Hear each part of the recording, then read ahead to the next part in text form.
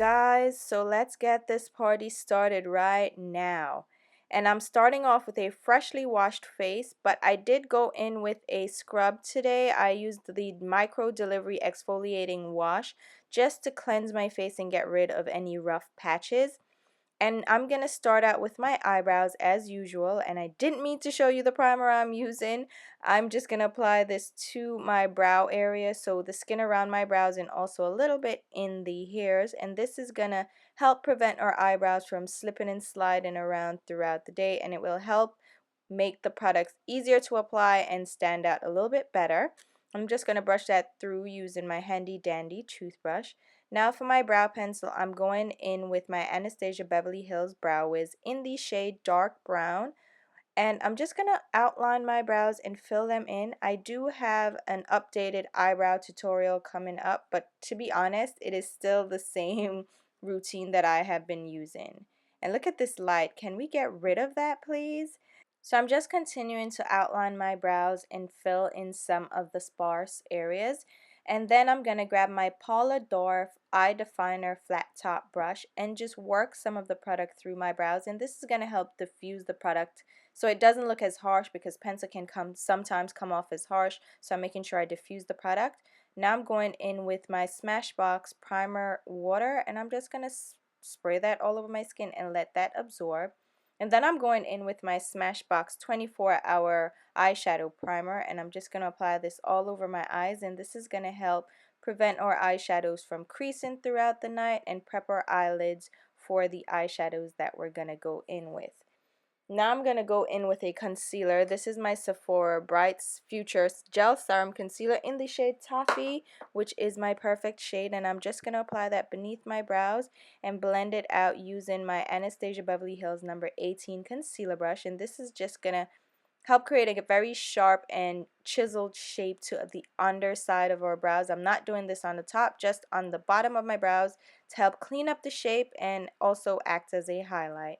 Now we're going in with an eyeshadow base, and I'm using my MAC Pro Longwear Paint Pot in the shade Lane Low, and I'm going to just buff that out using my Real Techniques Deluxe Crease Brush, which is just a synthetic buffer brush, and this is perfect for blending out cream products on the eyelids. Next, I'm going in with my blending shades as usual, and this is my Makeup Forever 650 Cookie. It's just a matte caramel shade, and I'm applying that in my crease using my IT Cosmetics All Over Shadow Brush, which is the number 19 brush. It's one of my favorite brushes for eyeshadow. And I'm going to do somewhat of a cut crease today, so I'm grabbing an eyeliner pencil. This is from ColourPop. It's one of their cream gel liners, and the shade is Besto. It's a D matte burgundy shade, and I'm creating a C shape on my outer lid and just filling in some of that color. And I'm creating a C on the outer lid. I'm not really bringing this all the way into my crease area. I'm just creating a cut outer lid in this case. I'm grabbing my 231 small shader brush from MAC just to blend out some of that color, and because this brush is so small, it's great for detailed work, so I'm just trying to blend out some of that eyeliner before it sets down. It doesn't set down too quickly, thankfully, so you do have some wiggle room and some time to work with this product. I'm going to also do that on the other eye, of course. I mean, we have to balance it out, right? Yeah. So I'm just doing the same thing on the other eye, again creating a C shape, trying to match it up to the other side to make sure they look close enough, not necessarily twins, but they should be sisters. And I'm doing the same thing with the brush, just blending out the eyeliner so it's nice and smoky. And now I'm going in with a matte deep burgundy shade. This is Black Plum number 27 from Bobbi Brown. It's just a rich matte burgundy shade, and I'm grabbing that on a MAC 242 brush, which is another great brush for detailed work, and I'm just gonna buff it over where we place the eyeliner just to add pigmentation and to really build up that color. And then I'm going in with a Hakuhodo BJ142 blending brush just to blend out the edges because we don't want any harsh lines. And I'm picking up some of the color also on the brush itself and using it to help blend out the edge of that color. And of course you want to go ahead and repeat on the other side.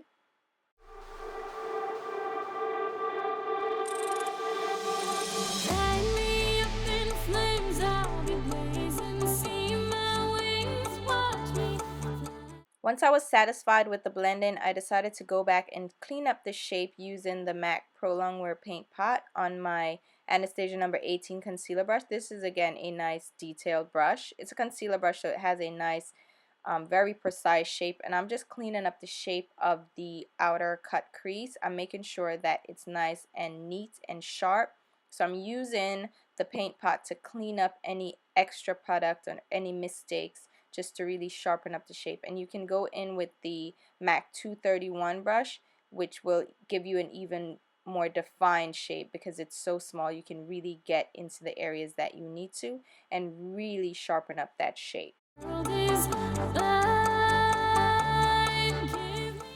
And once you have that, you can go back in with some of that burgundy eyeshadow from Bobbi Brown on the same 231 brush and define that shape even more, just to make, I'm really being anal right now, making sure everything is sharp and crisp. That's what's going on, because I'm a kind of a neat freak when it comes to cut creases, so I have to make sure everything is great. So that's what we'll have right now. You can see the shape is nice and crisp.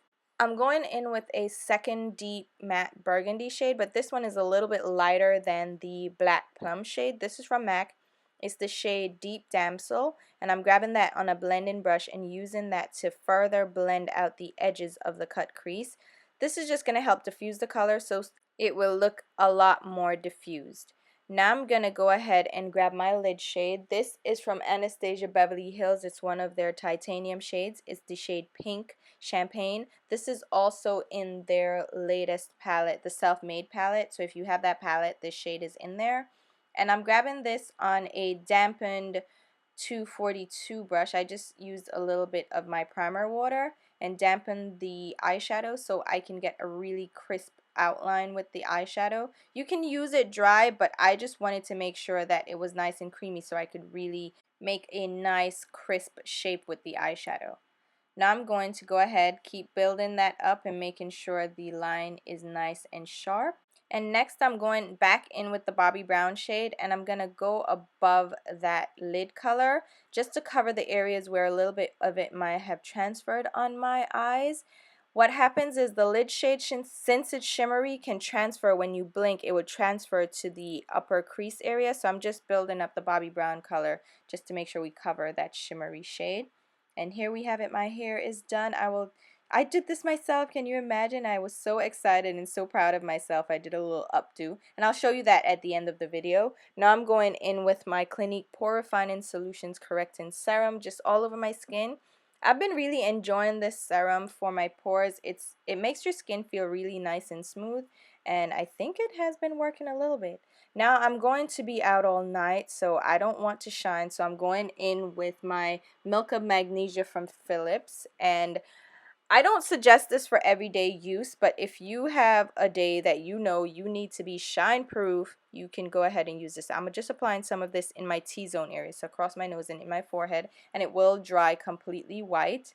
I'm going in with some corrector before I go in with foundation. This is the MAC Studio Conceal and Correct Duo, and the shade I'm using is Pure Orange, and I'm just tapping that out with a dampened beauty blender. Honestly, I think I should have gone in with the lighter shade, which was Burnt Coral from the other duo, just because this ended up showing up a little bit too dark on my skin, but it doesn't really show up on camera that it was dark, but it just was dark for me. The foundation I'm using is the Marc Jacobs Remarkable Full Cover Foundation. I'm using the shades Cocoa Light and Cocoa Medium, which is 82 and 84. Just buffing that over my skin using my Marc Jacobs The Face 3 brush, and I just blend it on my skin because it's just easier to do. Someone asked me that before. It's just easier to apply it directly to my skin and just blend it out. And I'm just going over it with my dampened beauty blender to make sure we soften all of that. For the lid shade, I'm going in with another shade from Anastasia Beverly Hills. This is the shade Vanilla. It's just a matte creamy shade, and I'm just applying that on the inner lid area, and I'm making sure that I blend out the edges because you saw that there were harsh lines there. I'm just making sure I blend it out so it flows nicely. And I'm also going to pop that beneath my brows with a MAC 252 just to add a highlight and blend it out. And these colors blend out beautifully, and I absolutely love them. Mascara, I'm going in with my Too Faced Better Than Sex mascara as usual, and I'm going to really build this up on my eyes. And This mascara is my favorite. You will see it in my favorites video. I will be doing a favorites video wrapping up all my favorite products of 2015, and I'm sure you guys can guess most of my favorite products. I don't think I need lashes, right? Yeah, I'm not gonna apply lashes after I built up this mascara, which is what I love about this mascara. It can give me the look of false lashes without actually applying false lashes. So I skipped the lashes this time, and I'm going in with a Q-tip just to clean up some of that shimmery eyeshadow that transferred again. That's the trouble with shimmery eyeshadow and a cut crease. When you're trying to keep it nice and clean, it can transfer quite a bit. To set my face, I'm going in with my NARS Soft Velvet Loose Powder in the shade Mountain with the Dampen Beauty Blender. The foundation came off a little bit dark. I think I mixed too much of the dark shade in, so I was lightening up with this powder. This powder is a little bit lighter than my skin, so when I apply it over foundation, it can lighten it a bit, which is what I love about this powder. So I'm just applying it with my Dampen Beauty Blender. At the end of the night, well, after I was done here, I actually went and redid my foundation a little bit. So just to tell you what happened. Anyway, I'm going in with my NARS pressed powder in the shade Valley just to create a soft contour. I'm not really doing anything harsh on my skin. And I'm blending that out with my Chanel No. 2 brush. Now for my blush, I'm going in with a limited edition blush. This is MAC Bite of an Apple blush, and it was from the Villains collection, I think, the Disney Villains, I forget, but it's just a muted pink shade, or a muted pinky red shade, which I really, really love. And for my highlight, I'm going in with Shaft of Gold Mineralized Skin Finish. No, it's the Extra Dimension Skin Finish, limited edition, and I'm buffing that on my cheeks using my Anastasia Beverly Hills highlight brush and just bringing a little bit of that down the bridge of my nose. And then I'm going to contour my nose a little bit using the same Valley powder from NARS with my Kevyn Aucoin contour brush. I'm just creating some dimension on my nose because the foundation can take away all color and dimension from your skin. Now I'm going in with my lower lash mascara. This is my MAC Extended Play Giga Black Lash. As usual, it's my favorite lower lash mascara. Just applying that to my lashes to build them up. And I'm going in with my lips. I am using a lip pencil to outline my lips. I am using Cherry Lip Pencil from MAC, which is just a bright red shade, and I'm going to fill in the majority of my lips with this. So I'm outlining it, and then I'm also going to pull the color onto my lips, so as my lip color fades throughout the night, because I will be eating and drinking, it won't look crazy and look like I just have a line on my lips. For the lipstick, I'm going with Nosferatu from Kat Von D. It's one of her bright red shades. And when I applied this, I realized that it does something that the red lipsticks from Kat Von D do. They kind of leave this iodine shine to them. They have this golden reflect. So I wasn't happy with that, so I'll add something at the end. But I'm going in with the Bobbi Brown Black Plum shade again on my lower lash line using a MAC 242 just to smoke out a little bit of the lower lash line, just a halfway in. I'm not really covering up the entire lash line. Then I'm going in with my Smith Cosmetics 220 brush just to blend that in.